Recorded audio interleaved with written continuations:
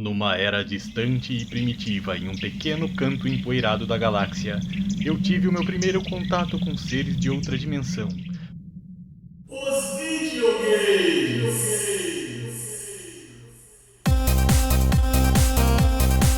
Venha comigo em aventuras de volta no tempo e histórias sobre a minha vida com os videogames. Neste podcast chamado Hey, você conhece o Mario? Here we go!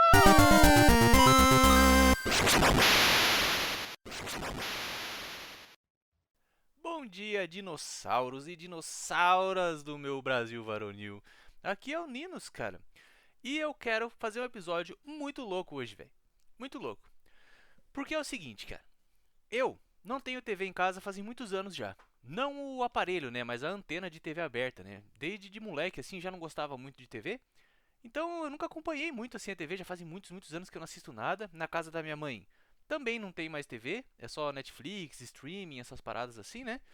E pra quem nasceu aí, cara, acho que depois de 2010, aí os Gen Zs, né? Pra eles, eu acho que uma vida sem a televisão aberta, como a gente conheceu nos anos 80 e 90, já é uma coisa normal, né? Pensando ali no meu sobrinho mesmo, eu não me lembro dele assistindo TV. Né? Meu sobrinho tem hoje 14 anos. Meu outro sobrinho com 7 anos, acho que ele nem sabe o que é uma televisão, né? Ligar um canal de TV, pegar o controle remoto, cara, escolher o canal pra assistir, né? Acho que isso é uma coisa que nem passa mais pela cabeça da molecada, né? Porque, cara, pra que eu vou, né, esperar passar o programa que eu quero ou assistir qualquer porcaria que esteja passando naquele momento, se eu posso simplesmente pegar meu celular e assistir exatamente o que eu quero assistir, né? Consumir o que eu quero consumir. Então é uma outra realidade, né, mano?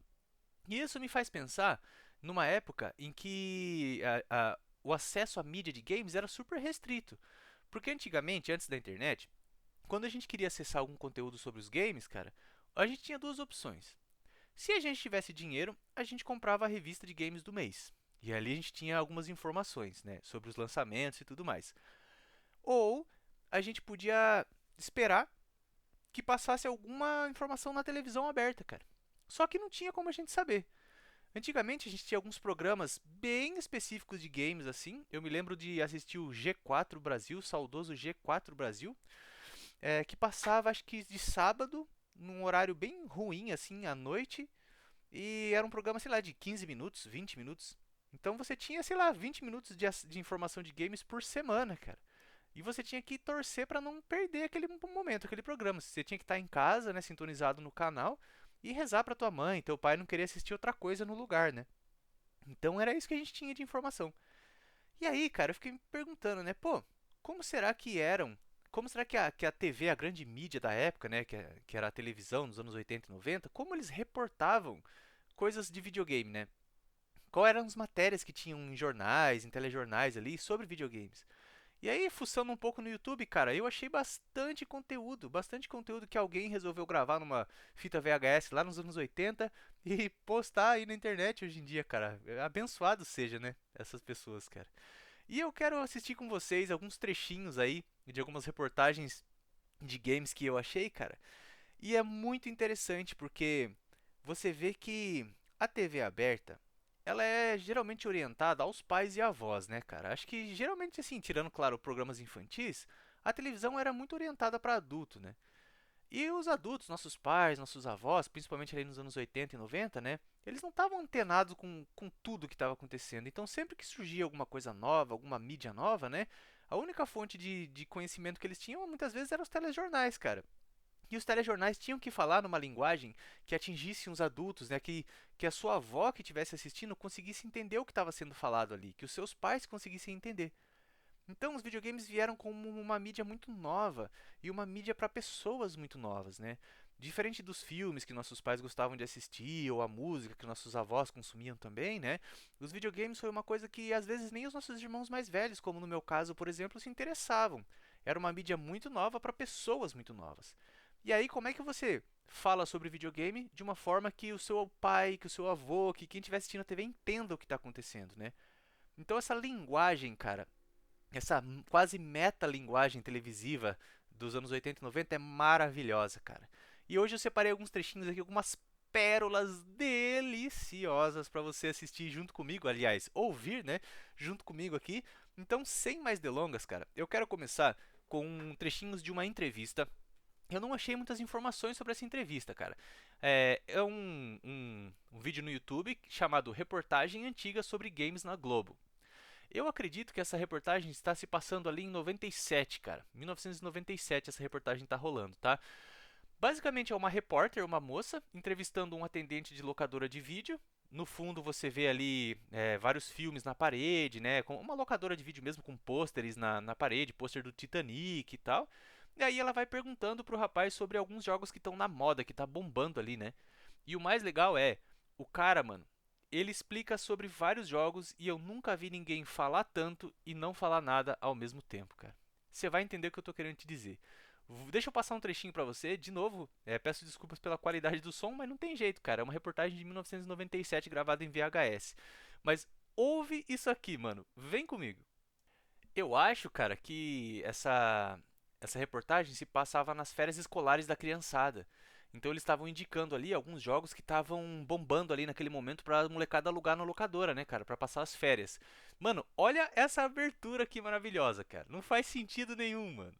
Férias virtuais. É só plugar o game para detonar novas emoções. As dicas mais quentes e as novidades você confere nesta reportagem. Férias virtuais. É só plugar o game para detonar novas emoções. Muito bom, cara.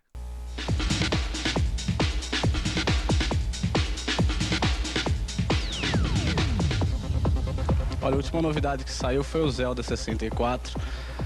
Como é que é? Foi o quê? Foi o Zelda 64. Interessante, né? Ele tá falando do Zelda Ocarina of Time, ele tá mostrando pra moça a caixinha do jogo aqui. E naquela época, né, muitos jogos de Nintendo 64, como na época do Super Nintendo, que todo jogo tinha Super no nome, né?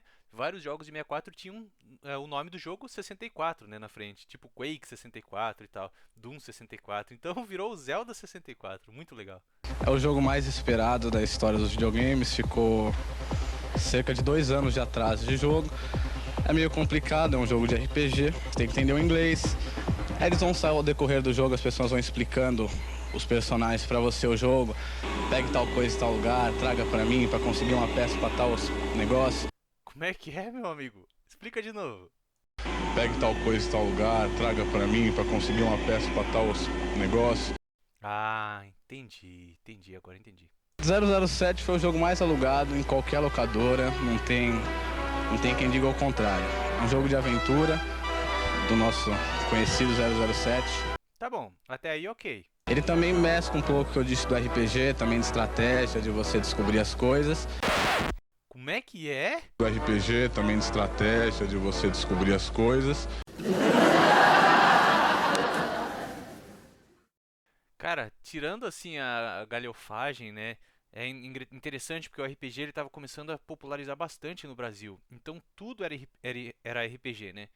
Tipo assim, se não fosse Mario, se não fosse plataforma e corrida, era RPG, né? Tinha elementos de RPG, né? Coisas do tipo. Que elemento de RPG que você tem num FPS, mano? No GoldenEye, pelo amor de Deus, velho. Maravilhoso, né? E aí ele vai mostrando outros títulos que estão bombando ali para as férias da molecada, como por exemplo o Banjo-Kazooie. Desculpa, amigo, eu não entendi. Que jogo que é? Banjo-Kazooie. Ah, é o jogo que você joga com o Boris Kazoy tocando banjo. Tá bom, entendi. Aí ele vai falando que o Banjo-Kazooie, né, é um jogo que não é só pra criança, que é um jogo tipo Mario 64, que é um jogo de aventura, onde você coleta várias estrelas. Acho que ele deve estar pensando no Mario, né? E é um jogo com bastante desenho. Muito legal, cara. Aí ele fala um pouco sobre o Aladdin também, que é um jogo que basicamente é o próprio filme rodando, que eles conseguiram pegar imagens do filme pra fazer o jogo ficar parecido com o filme e tal. Um monte de besterol, né, cara? Mas que era coisa da época, que a gente não tinha informação disponível como a gente tem hoje, né? Então os caras criavam da cabeça deles, cara, e a reportagem não tinha como conferir essas informações, então ia pro ar assim mesmo, né? Ele fala também sobre o Killer Instinct, ele fala Killer Instinct, muito bom. Killer Instinct também, muito bom. E assim, as avaliações deles são essas, cara. O jogo é muito bom, muito desenho, RPG, tem que pegar o coisa do negócio. O jornalismo de games naquela época era inexistente basicamente no Brasil, né, cara? Estavam começando ali as primeiras revistas de videogame mesmo, brasileiras e tal, e não tinha jornalismo, eram os próprios moleques ali, os pilotos, né, que eles chamavam na época, que eram os moleques que jogavam os videogames, que faziam as próprias reviews, né, as próprias críticas dos jogos e tal. Então, era uma época muito legal, porque era tudo 100% amador, né? Então esse menino aí, ele tá fazendo o que ele pode, ele trabalha numa locadora de game, típico nerdão de locadora mesmo e tal. E aí você vê que a repórter que tá perguntando as coisas, cara, obviamente ela não joga nada, ela tá com uma cara de paisagem, assim, tipo, que saco ter que fazer essa matéria, tá ligado? Mas é muito legal, né? E aí, essa parte do Killer Instinct é interessante, porque eles mostram o gameplay do jogo, e o cameraman, ele não sei se ele cortou a filmagem, se ele cortou a tela, mas ele não tá filmando a tela inteira. Ele tá filmando um personagem só, então você não vê qual é o outro personagem que tá lutando. E aí o moleque que tá lutando, que tá fazendo entrevista, cara, ele fica usando um golpe só a luta toda. Ouve só pra você ver, ele fica usando o mesmo poderzinho a luta inteira, cara.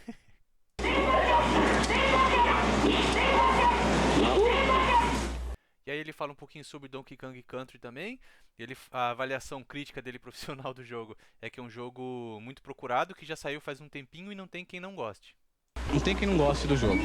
E aí, né, cara, lembrando que essa reportagem é uma reportagem do meio dos anos 90, onde os videogames eram 99%, se não 100%, direcionados a meninos, né? Era um hobby muito masculino ainda, assim. Era uma coisa muito pra menino, criança e pré-adolescente, né, cara? E aí a repórter, ela tenta, né, trazer essa discussão, né, fomentar também o lado feminino dos jogos, né, que as meninas também jogavam e tal. E ela faz a pergunta pro cara meio que esperando uma resposta confirmando o viés dela, né? E as meninas são feras também, não? E aí, cara, o moleque, ele tenta segurar o riso assim. Você vê que ele tá tentando não rir e ele manda isso aqui, ó. Nada contra, mas são menos, né? Uma menina jogou tal jogo e o menino jogou o mesmo jogo, normalmente o menino chega mais longe. E aí ela meio que não aceita isso, né, cara? Aí ela fala: "Não, eu vou mostrar que as meninas também mandam muito bem, eu vou arrebentar esse cara aqui agora no X1, cara." Olha só, o preconceito aqui dentro dessa loja de games. Você aceita jogar comigo? Sem problema. Então tá bom, vou estraçalhar agora. E aí você pensa, né? Tá, beleza, que jogos que eles vão jogar, né, cara? Será que vai ser um Killer Instinct? Será que vai ser um Mortal Kombat, um Street Fighter, né? Não, mano, o jogo que eles escolhem jogar pra fazer um X1 é o Donkey Kong Country, cara. E aí, no final, a resposta dela é: Bom, nós jogamos apenas 2 fases do jogo. Nós tivemos o mesmo desempenho. Isso prova que o Renato está um pouco equivocado. As mulheres não são tão ruins assim. As mulheres não são tão ruins assim. É, meu amigo, as coisas mudaram bastante, não é mesmo? O jornalismo de games, a própria indústria, né? Essas reportagens ficam aí como uma cápsula do tempo, né? Mas se você parar pra pensar, em 97, né? Não é tanto tempo assim. E se a gente voltasse ainda mais no tempo? Pro longínquo ano de 1992, no programa Fantástico da TV Globo. Pois é, nessa reportagem, cara, de 92, que nem é a reportagem mais antiga ainda na TV brasileira, mas ela é muito legal, cara, porque ela é super bizarra quando você assiste ela hoje em dia, ela é bem marca da época mesmo, coisa da época, né? A reportagem começa com a âncora ali do jornal alertando sobre os problemas de jogar muito videogame. Se você é um desses meninos que gosta de jogar muito videogame, fique atento. E aí a reportagem começa, cara, da forma mais anos 90 que você possa imaginar, cara. Que é a câmera percorrendo a casa toda com o vídeo acelerado, com uma música cósmica no fundo, tipo piu, piu, e a câmera andando pela casa, até que ela sobe as escadas e chega no quarto, onde a nossa maravilhosa repórter Neide Duarte está sentada com um controle de Mega Drive na mão, uma expressão de preocupação, e ela manda a seguinte frase, meu amigo. Quem vem de fora pensa que chegou até aqui por decisão da sua vontade, guiado pelos próprios passos. Andar pela casa, procurar alguém. Doce ilusão. Este é um jogo. E quem tem o controle sou eu. Eu controlo ele. E ele me controla. Mano, quem é Platão perto de Neide Duarte, na verdade? Filosofando ali sobre os videogames. E é legal que em todas essas reportagens eles mostravam os jogos que eram mais avançados na época, né? Já mostrou ali Out of This World, né? Jogo feito com rotoscopia ali, que parecia bastante filme já na época. E aí, quando ela termina de falar essa filosofar aí, cara, mostra a TV e mostra o Axelay, cara. Axelay é um jogo de nave do Super Nintendo, graficamente lindíssimo pra época, cara. E não é só isso, né? O jogo é um jogo de nave ali, então com Mode 7, com uma pseudo-tridimensionalidade ali, um jogo de nave onde ele vai atirando nos inimigos, shoot 'em up e tal. E aí ela começa a filosofar sobre o, o Huxley também, cara. Primeira fase. O Vingador viaja atrás da sua vingança. O céu é azul, a terra é azul, mas as nuvens são negras. Filosofia de primeira, cara. Mua. A guerra, o herói solitário, a vida, a ressurreição.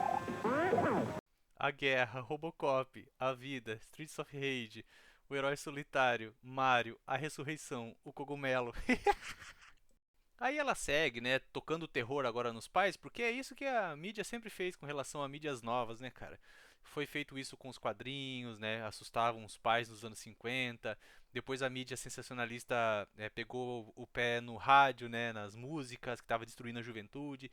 E nessa época aí, ó, o bode expiatório da vez era os videogames, né, cara? Aí ela começa a atacar os videogames, falando que tem gente que tem, se tiver algum dano no cérebro, segundo as palavras dela, pode ter ataque epilético jogando videogame. E esse era o grande mote ali, o grande medo, o grande perigo do videogame naquele momento, né, cara? A gente tava ali há meses de sair o Mortal Kombat e sair Doom, que seria uma nova grande polêmica, nova grande sensação do jornalismo mundial ali, né, cara? Que os videogames estavam deixando as crianças serem psicopatas. Mas antes disso, o grande medo do videogame era o ataque epilético, cara. E aí, é claro que a Globo foi consultar um especialista. Uma criança que joga videogame há 3, 4, 5 anos, nunca teve nada. Ela corre o risco de ter um ataque epilético de repente? Também corre. E aí, depois ela meio que se desbanca, cara. Segundo a Associação Americana de Epilepsia, que estuda o fenômeno com os fabricantes, só 1% da população é epilético. E deste 1%, só 3 a 5% podem ter problemas. Ou seja, esqueça tudo que eu falei, estamos apenas procurando um bode expiatório aqui, catando pelo em ovo, meu amigo. Aí ela segue ali entrevistando o Dionísio, nosso amigo Dionísio, que é um tiozinho que ele joga videogames há 7 anos, durante 8 horas por dia, todos os dias, e nunca teve ataque epilético. Você já teve algum ataque depois de jogar videogame? Graças a Deus, não. O que você pensa quando está jogando videogame? A gente só pensa qual será a fase que vai vir na frente, será que é mais difícil, será que é mais fácil. Somos todos Dionísio. Aí ela explica que a epilepsia, na verdade, que é atingida é uma epilepsia bem específica, que tem coisas piscando na tela. E aí a reportagem prossegue para piscar bastante a tela, e quem não teve epilepsia segue para a próxima parte da reportagem, que volta para nossa âncora. Ela está agora pixelizada. Sim, você vai jogar um jogo com ela, cara. Ela é o videogame agora. E aí do lado direito da TV você tem os números 1, 2, 3, 4 e na parte de baixo as letras A, B, C e D. E aí, olha o que ela fala, cara. E você entra no espírito do videogame. O controle agora está com você. Botões de 1 até 4 e de A até D. Vamos lá. Para passar para a segunda fase, toque na tela nos botões ímpares e no botão vermelho da letra C. Você só tem 5 segundos. Ai, jornalismo brasileiro da TV aberta, como eu sinto a sua falta. E aí voltamos para a filosofia, meu amigo, porque nem só de entretenimento vive o cidadão brasileiro, precisamos de cultura. Segunda fase. O universo é escuro, cheio de estrelas e de naves lindas. A beleza é puro acaso. Não distrai quem passa por vingança. E ali naquela época, cara, né, em 1992 ali, comecinho dos anos 90, estavam surgindo os primeiros campeonatos, né, de videogame profissionais ou semiprofissionais ali e tal, né. Nos Estados Unidos a gente teve ali aquele campeonato lá do Sonic em Alcatraz, né. E aí no Brasil a revista Super Games estava fazendo ali o seu primeiro campeonato, cara. E ela fala um pouquinho sobre isso também. Este é um final de campeonato realizado em São Paulo e promovido por uma revista de videogame. Festival de Feras. Fera de Goiás. Fera de São Paulo, mas com um pezinho no Japão. Ô louco, só porque o moleque é japonês, mano. Fera do Ceará. Às vezes eu nem almoço, nem janto. É o tempo todinho jogando. E aí ela quer entender por que essa fascinação das pessoas com esse videogame novo, essa mídia nova, o videogame, né, como ela chama. E aí ela vai consultar um segundo especialista que é uma psicóloga, mano. E olha o que a psicóloga tem a dizer. É o puro suco da reportagem brasileira, cara. O que faz uma criança se encantar com o videogame é a quantidade de estímulo fácil e bonitinho que ele tem. É um desafio que vai além, que é criado para ser além da vontade da criança. Ele é criado para cativar. É isso aí, cara, o estímulo bonitinho que cativa a criança.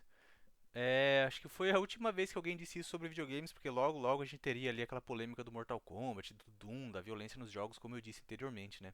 Fase 3. O Vingador atravessa o deserto e chega na cidade, onde todos são seus inimigos.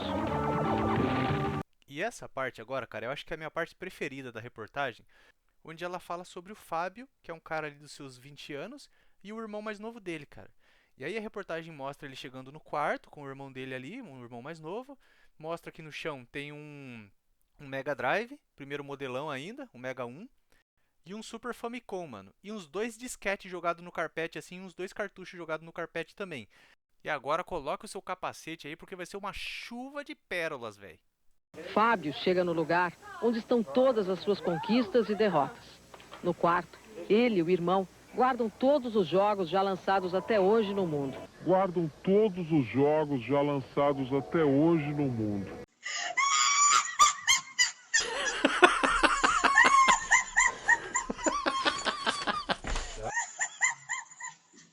Ai, mano, eu não aguento, cara. É claro que a gente tá falando também dessa época onde a internet nem sonhava ainda em se popularizar, né? Então você tinha que confiar no que a pessoa te dizia, se ele era o especialista, se ele era o profissional. E ele dizia pra você que ele tinha todos os jogos já lançados do mundo, então ele tinha todos os jogos já lançados do mundo, né, cara? Que tempo, velho. E é legal porque aí ela entrevista a mãe dos meninos, né? E ela fala que o menino mais velho até aprendeu inglês, até japonês ele aprendeu por causa dos jogos. E o que que a mãe acha disso? E aí a mãe acha, né? Eu acho ótimo, né? Ela acha ótimo, mas o filho mais novo não vai seguir pelo esse caminho, não. Vai fazer direito, segundo ela, cara. Fico com curiosidade de saber que fim esses meninos tiveram. Se realmente o mais velho aí seguiu pela carreira de games e o mais novo realmente fez direito, né? E aí a nossa querida Neide volta pra tua filosofia. Chegamos agora na 4ª fase do Axilei. Fase 4. O Vingador entra na caverna. Os inimigos agora são monstros da escuridão, dos rios subterrâneos. No videogame, tudo é demais. Luzes demais, cores demais, inimigos demais, velocidade demais. Ele é extraordinário como um milagre, como uma droga. Mano, ela comparou o bagulho com droga, velho. Imagina a cabeça dos pais ou dos avós assistindo esse negócio, mano.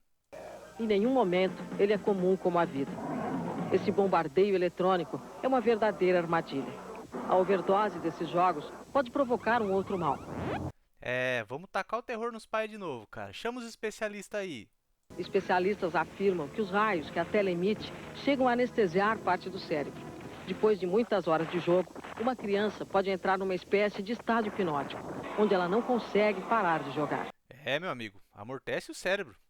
É claro que a gente sabe, né? Hoje em dia a gente sabe, tem muito mais estudos nessa área. A gente sabe que o videogame, assim como todo outro estímulo, né? Se for apresentado por tempo demais, principalmente no momento da vida onde a criança está crescendo, está se desenvolvendo ali psicologicamente, né, cara? É claro que isso vai ser nocivo.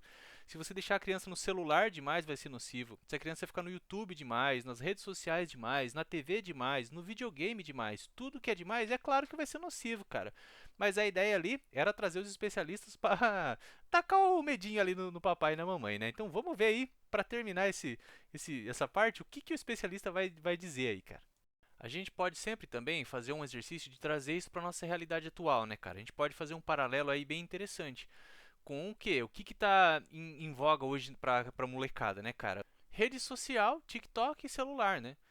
Então, assim, é claro que se você deixar uma criança o tempo todo no TikTok, o tempo todo no celular, cara, vai acabar com a cabeça do moleque, né?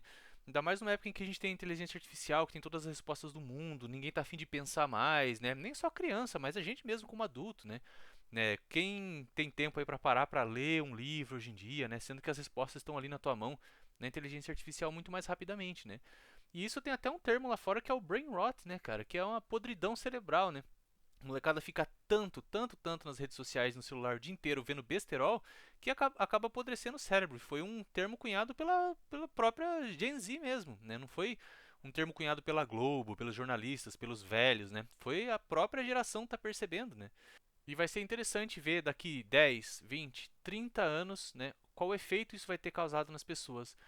Porque essas crianças aí que jogavam aí nos anos 80 e 90, como nós, como você provavelmente que está ouvindo esse episódio, cara, a gente sabe que muitos de vocês hoje em dia, né, muitos dos gamers que cresceram nessa época jogando, têm filhos hoje em dia. Então as coisas mudaram, né, cara? O status quo mudou, assim. A gente sabe que não é o videogame que vai transformar uma criança num psicopata, mas desde que tudo seja feito com moderação, né, mano?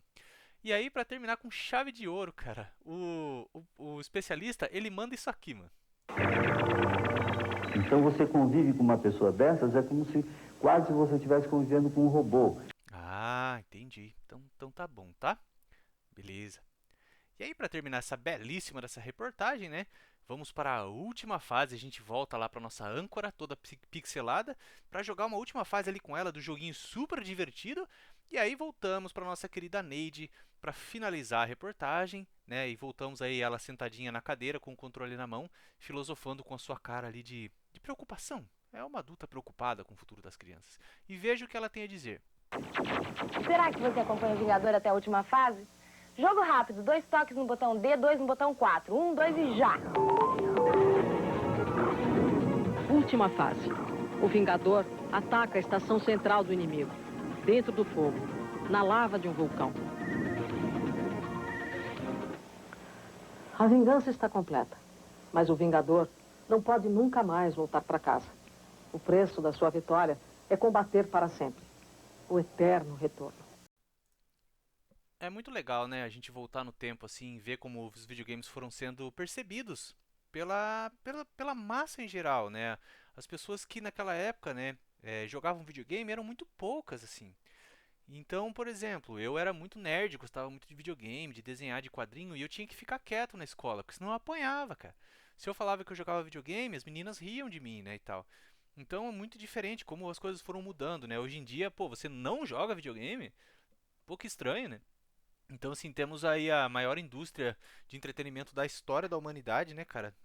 Trilhões aí de dólares.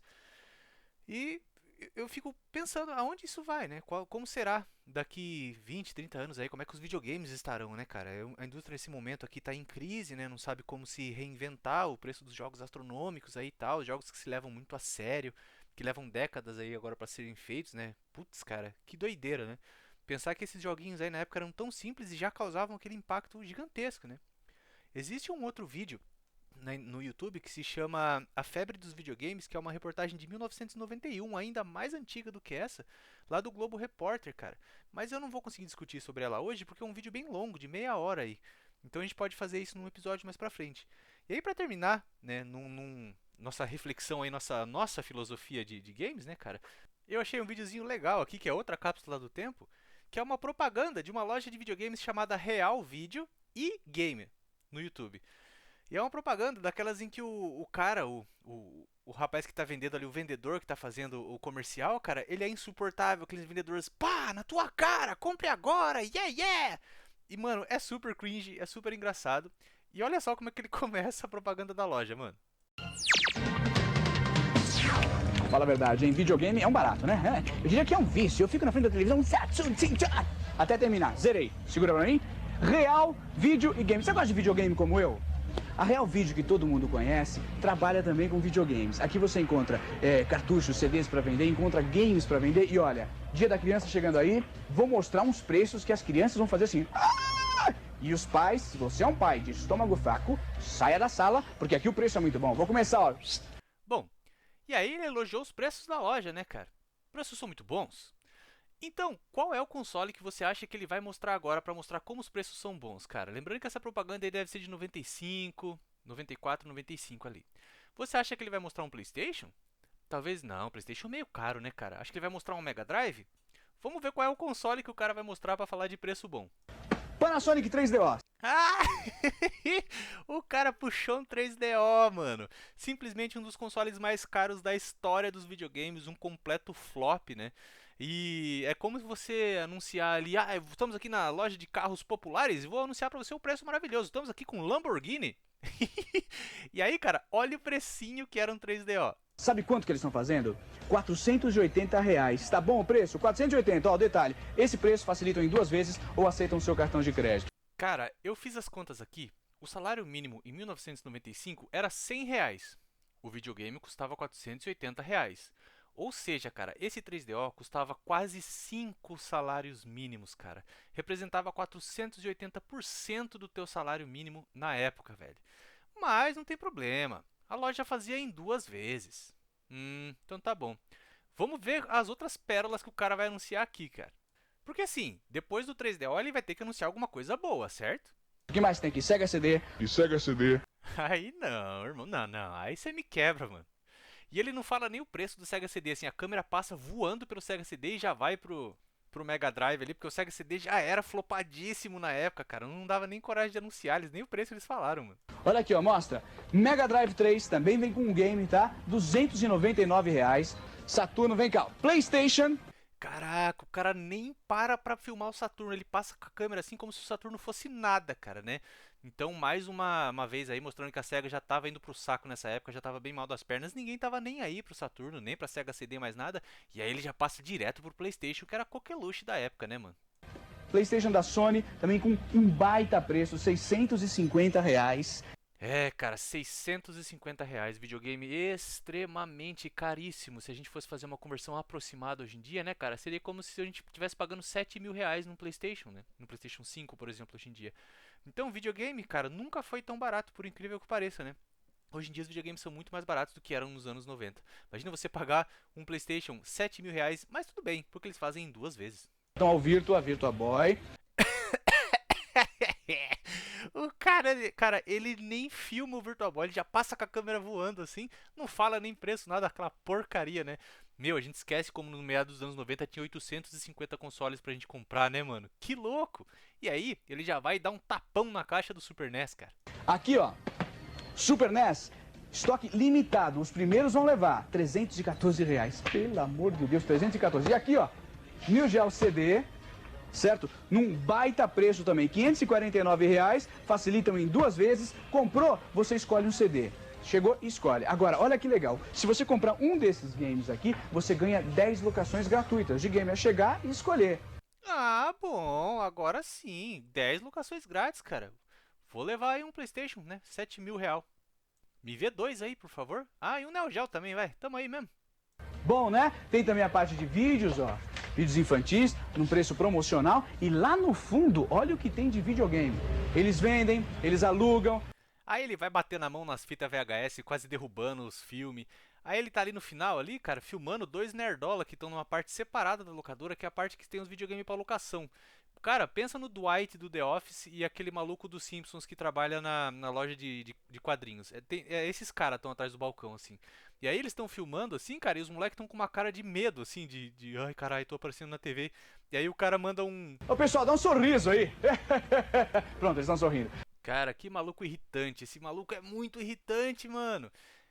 Aí ele vai falando, assim, andando de um jeitão bem malandrex ali pela locadora e quase cai nos videogames, mano. Toque, quase que eu caio. E aí nessa locadora, cara, tem umas 3 televisões de tubo gigantescas ali com videogames pra galera jogar também. Não sei se eles cobravam por hora, né? Uma locadora bem grande e tal. E aí pra terminar... eu vou ali jogar um pouquinho de videogame, tá? Dá licença. Pegar o joystick aqui. Bom, mano, e é isso, né? Espero que você tenha se divertido aí hoje, né? Dado umas boas risadas. É legal a gente sempre relembrar da onde a gente veio, né? Da onde nosso hobby veio, como... os videogames eram percebidos e tratados na época, como era um negócio super, super de nicho, super, super caro, né? E hoje em dia a gente tem muito mais opções aí. Claro que videogame sempre foi e sempre vai ser um hobby caro, mas hoje, né, a gente consegue jogar de formas aí que a gente nem sonhava nos anos 90. Espero de novo que você tenha curtido, cara. Sinto falta das locadoras, é claro, dessa época do jornalismo amador aí de games. Mas por hoje é isso. Aqui é o Ninos, eu vou ler minha revistinha de videogame aqui e vejo você no próximo episódio, meu amigo. Um abraço, fui!